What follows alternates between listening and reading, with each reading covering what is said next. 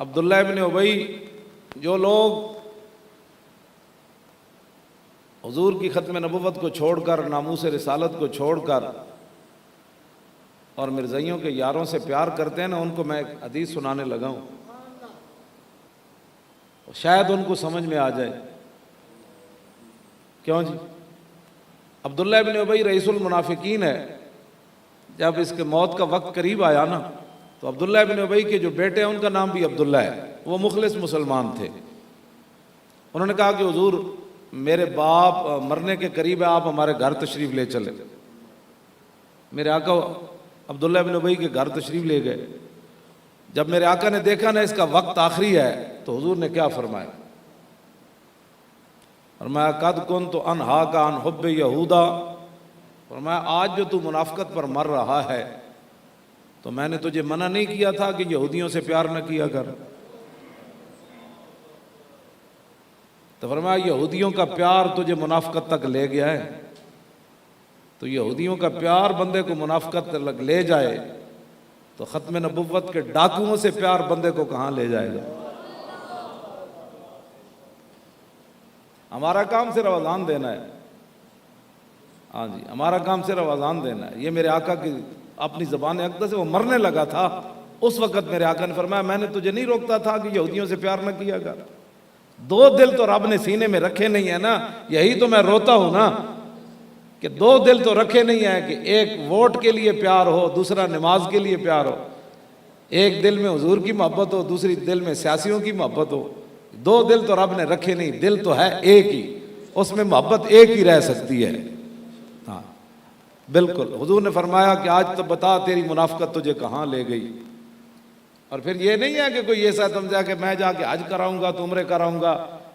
حضور نے اس کو 2 قمیضیں دی ہیں کفن میں، 2 قمیضیں۔ کیوں جی؟ حضرت عبداللہ جو تھے نا، عبداللہ ابن ابی کے بیٹے، انہوں نے کہا جی میرے باپ کی وصیت ہے کہ آپ اپنی مبارک قمیض بھی کفن میں دیں، تو حضور نے قمیض دے دی۔ پھر انہوں نے کہا جی آپ قبرستان میں بھی تشریف لائیں، پھر حضور وہاں بھی تشریف لے گئے، اور پھر دوسری قمیض حضور نے دی۔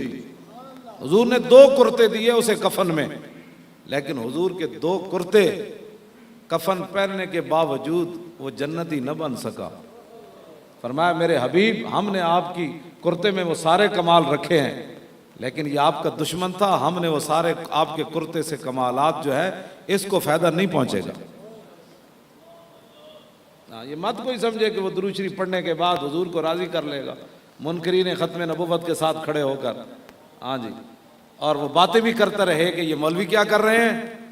ہاں پتہ چل جائیں گے تجھے کہ تو جس کی محبت میں، تو اپنی گاڑی کی محبت میں بولا نا ہمارے دھرنے پر، تیری گاڑی بند ہو گئی۔ ہاں تو ہمارے خلاف اس لیے بولتا رہا کہ تیری دکان نہیں کھلی، تو ہمارے خلاف اس لیے بولتا رہا کہ تو جناب گھر لیٹ پہنچا، اور تجھے یہ نہ پتہ چل سکا کہ یہ مولانا حضرات کیوں بیٹھے ہیں۔ کیوں جی؟ یہ مت سمجھا کر کہ تو گھر آ کر 100 بار درود پڑے گا تو رسول اللہ ختم نبوت کے اتنے بڑے کاز پر تجھے معاف کر دیں گے، تجھے پتہ ہی نہیں چلا۔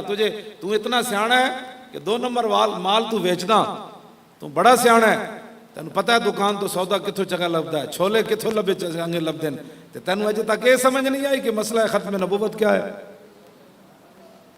تو 1 روپے کا خسارہ برداشت نہیں کرتا دکان پر بیٹھ کر، اور ختم نبوت پر اتنا ڈاکہ تو نے برداشت کر لیا، تیرا چہرہ بھی نہ بدلا، تجھے غصہ بھی نہ آیا۔ ہاں یہ بات ہم اس لیے کر رہے ہیں تاکہ لوگوں کو پتہ چلے کہ لاہور کے روڈ بند ہو گئے۔ یہ تو تجھے پتہ چلا لاہور میں روڈ بند ہو گئے، لیکن تجھے یہ نہ پتہ چلا کہ اسمبلی کے اندر حضور کی ختم نبوت پر ڈاکہ پڑا ہے۔ ہمارا اتنا ہی کام ہے، اس سے آگے بات ہم نہیں کرتے، آگے بڑی ساری باتیں ہیں۔ آگے جو حضور نے فرمایا، کیا فرمایا جی؟ فَإِنَّهُ لَا يُقْدَرُ عَلَىٰ مَنْ عِنْدَهُ إِلَّا بِطَاعَتِهِ، فرمایا اللہ کے پاس جو کچھ ہے نا، اللہ اسی بندے کو دیتا ہے جو اس کی اطاعت کرے۔ اور میرے آقا نے فرمایا جو چیزیں بندے کو اللہ تک پہنچاتی ہیں میں نے ساری اپنی امت کو بتا دی ہیں، اور جو چیزیں بندے کو جہنم تک لے جاتی ہیں فرمایا میں نے ساری اپنے امت کو بتا دی ہیں۔